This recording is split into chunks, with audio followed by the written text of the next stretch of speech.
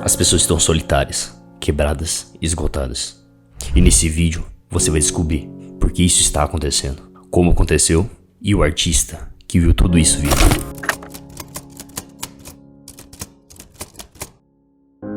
Estamos todos sem dinheiro, esticados entre empregos e projetos paralelos, passando 12 horas por dia na frente de telas, extremamente entediados, mas infinitamente ocupados, enquanto as gerações mais velhas nos pintam como preguiçosos, confusos e sem foco de começar uma família.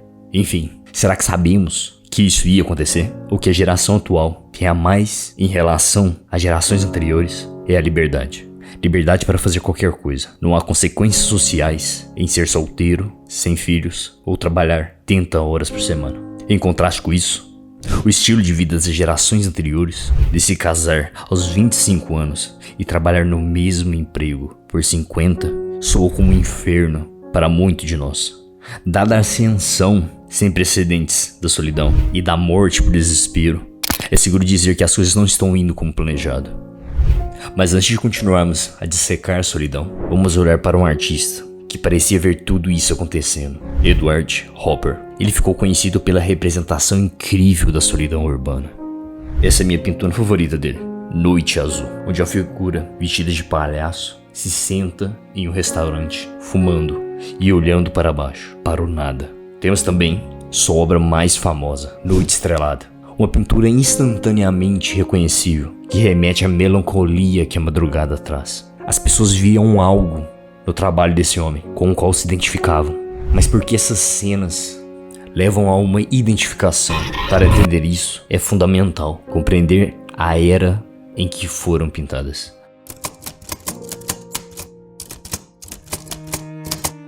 Deus está morto, Deus permanece morto e nós o matamos. Calma, Mateu, não precisa se citar. Isso é um diagnóstico de Nietzsche em seu livro Gaia Ciência. Ele está falando sobre o fato de que a crença em um criador divino nunca poderia continuar existindo em uma sociedade que estava se movendo em direção ao progresso e ao industrialismo e se afastando da adesão à religião e à fé. Essa mudança de direção ao progresso como objetivo em si e longe da religião marca o início do período moderno, começando com a Revolução Francesa, novas formas de arte, novas arquiteturas, novas músicas. É o progresso pelo progresso e o ser humano no centro de tudo. Então é precisamente aqui que encontramos as obras do Hopper. Vamos examinar outra obra, Escritório em uma cidade pequena. Uma figura singular em uma mesa de canto em um escritório, olhando pela janela para os telhados de uma cidade. Isso captura o melhor sentimento de Nietzsche. Nessa obra, vemos essa figura olhando para sua lista de afazeres, seus planos, seus horários para um nada infinito, em um momento vazio. Isso é talvez o mais interessante nessas obras, a representação da vida durante a modernidade. Quando paramos de planejar, sonhar e conspirar em busca do progresso, vem a consciência esmagadora do caos, onde muitos de nós se refugia no trabalho, esperando nunca mais enfrentar esse vazio novamente. Na ausência de Deus, temos o trabalho, e na ausência do trabalho, não temos nada. Mas chega de depressão. Vamos para o 2024, com o isolamento e a individualização. Recessões econômicas são cada vez mais frequentes, e as gerações Y e Z são as gerações mais trabalhadoras de todas a nível global, com 25% dos millennials trabalhando mais de 50 horas por semana e os outros 25 tendo que trabalhar em 2 empregos. Mas eu acho que a gente não tem que se preocupar, né?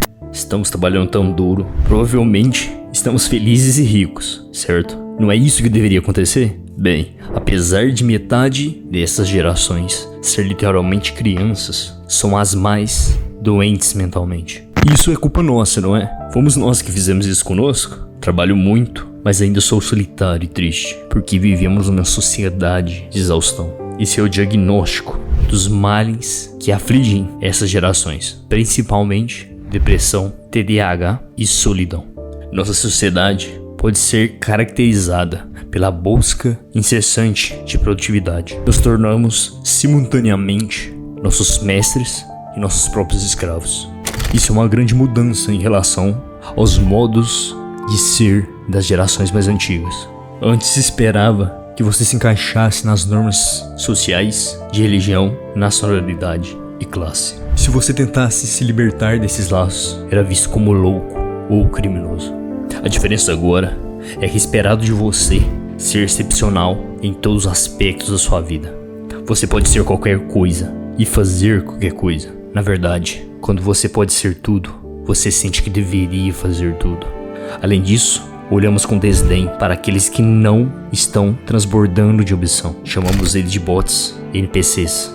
Na cabeça das pessoas, ou você é um milionário ambicioso ou um perdedor louco sem ambição. O intermediário, a pessoa comum que quer um estilo de vida modesto, uma renda modesta e vive uma vida modesta, está lentamente desaparecendo. Nesse ponto, você provavelmente está pensando que eu estou exagerando, mas estou apenas apresentando um ponto de vista. Não tem como negar que vivemos em uma sociedade onde o principal objetivo é ganhar o máximo de dinheiro possível, e você tem que trabalhar até a morte para conseguir. A questão aqui é que existem pessoas felizes com isso e outras tristes. O problema reside na cultura do esforço, que muitas vezes romantiza exclusivamente o resultado final. Imagine se o custo de vida fosse mais baixo e que você pudesse trabalhar em qualquer emprego. O que você ia escolher fazer? Optaria por uma carreira diferente? Mas voltando para as pinturas de Hopper, o título desse vídeo é O Artista que Previu a Solidão. E com razão, o pintor viu isso chegando. Ele estava pintando o início do que eventualmente se tornaria a sociedade de exaustão.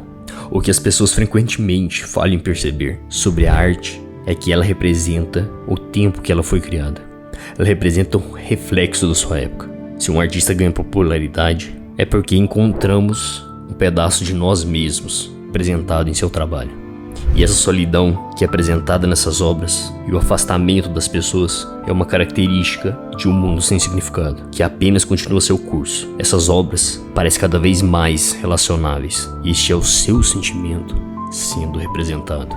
E se desde décadas passadas só continuamos a nos tornar mais solitários, mais deprimidos, mais esgotados, então o caminho que estamos seguindo só vai acelerar esses problemas. A cultura do esforço não vai te salvar. O dinheiro não vai te salvar. Não funcionou em épocas passadas e não vai funcionar agora.